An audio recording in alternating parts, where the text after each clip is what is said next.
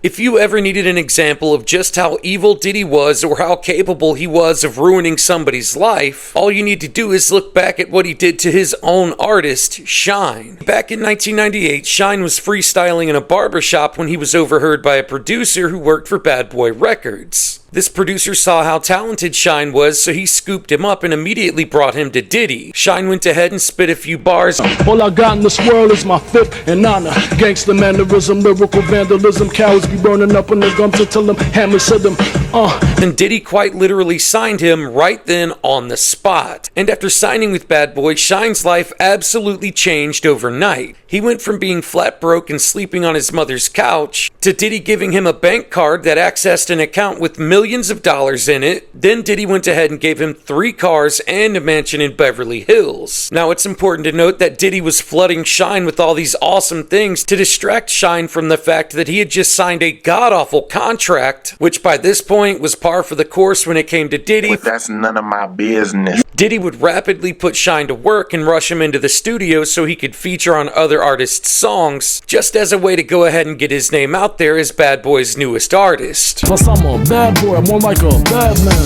Put more niggas in pits than Brad, man. Can't dodge bullets, too bad, man. And of course they would go ahead and get to work on what would later become his self-titled album, Shyne. But everything would fall apart on the night of December 27th, 1999, when Shyne, Diddy, and Diddy's girlfriend Jennifer Lopez went to a popular Times Square nightclub to celebrate the upcoming release of Shyne's album. And at first everything was good and everyone was having a fantastic time. But things would go sideways when Diddy and another person bumped into each other, causing this person to spill his drink on Diddy's shoes. And of course Diddy would see this as an insult, then completely lost his mind, causing an altercation to ensue. And the person Diddy just so happened to bump into wasn't just some average dude. He was the infamous New York City gangster Matthew Scar Allen. And Matthew Scar Allen was a legitimate killer. He was the last person you would want to insult for any reason, aside from punching your ticket to an express trip to meeting Jesus. Then just a few seconds after this altercation began, Diddy, Shyne, and Matthew Allen all pulled out firearms and a shootout in the nightclub erupted. Then Diddy, Shyne, and J-Lo would flee the scene in an SUV that would be stopped by police not too far from the nightclub. The police searched the vehicle and found a firearm hidden inside. Then all 3, Diddy, Shyne, and J-Lo, were taken in for questioning. And immediately after being arrested, Diddy would begin distancing himself from any involvement whatsoever with Shyne. Then J-Lo would be released pretty quickly because it was clear she didn't have any involvement, but things for Diddy and Shyne were not going to be as smooth. Diddy would rapidly lawyer up, and as soon as he was out on bail, began cutting ties between Bad Boy Records and Shyne. Not only that, but Diddy cut off all financial resources Shyne had been receiving from Bad Boy, making it impossible for him to hire adequate legal representation. In other words, Diddy was able to hire the best of the best legal representation for himself, but Shyne had to settle for court-appointed attorneys. And of course, Diddy's defense strategy was to put all the blame on Shyne, painting this picture of Shyne as some violent thug while at the same time making Diddy look like an angel. And as the court proceedings began, things would get better and better for Diddy while at the same time getting worse and worse for Shyne.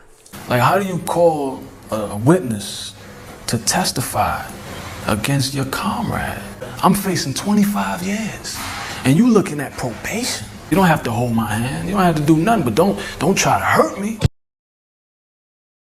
Just as the trials for Diddy and Shyne were beginning, Shyne's debut album would be released and sell like absolute crazy. The album would peak at number 5 on the Billboard charts and become an instant classic. But Shyne wasn't able to experience any of the rewards from the album because just like so many other artists signed to Bad Boy Records, Diddy convinced Shyne to sign an absolutely terrible contract. Nearly every single penny that Shyne's album made went directly into Diddy's pockets. Remember that bank account with millions of dollars, those 3 cars in the mansion in Beverly Hills? Those weren't just things that Diddy gave to Shyne and didn't expect anything in return. Every single penny of the things that Diddy had given to Shyne, he recouped in his contract tenfold. Diddy would end up eating off of Shyne's contract and album for decades, but at this point in time, Shyne's bad contract was the least of his worries. Shyne's trial would start and things went from bad to worse. You see, not only would Diddy turn his back on Shyne in favor of his own defense, but he would call a witness to testify against Shyne. Like, how do you call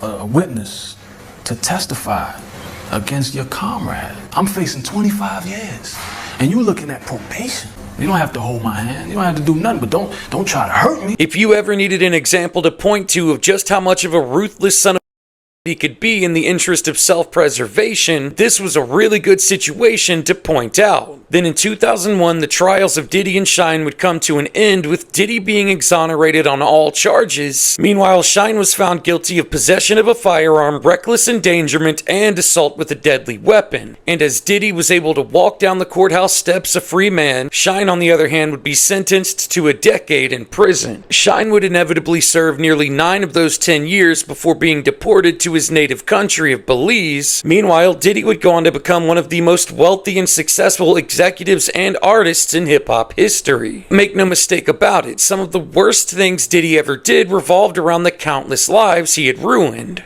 And Diddy's been doing this since the very beginning of Bad Boy Records. Going all the way back to the first ever artist ever even signed to Bad Boy, Craig Mack, Diddy has been a career-destroying machine. Dream, 112, The Lox, DeBand, Mace, Black Rob, New Edition, G-Dep, Elliot Ness, Loon. When you take the time to look back on the careers of the artists who were signed to Bad Boy Records, one after the other, they were never the same after working with Diddy. Diddy figured out really early on that he could structure a contract in a way that the success of his artist was nearly irrelevant. The artist would flop and Diddy could still make a fortune off of their contract. Diddy was a real-life supervillain who made a career out of f***ing over the people he deceived into trusting him.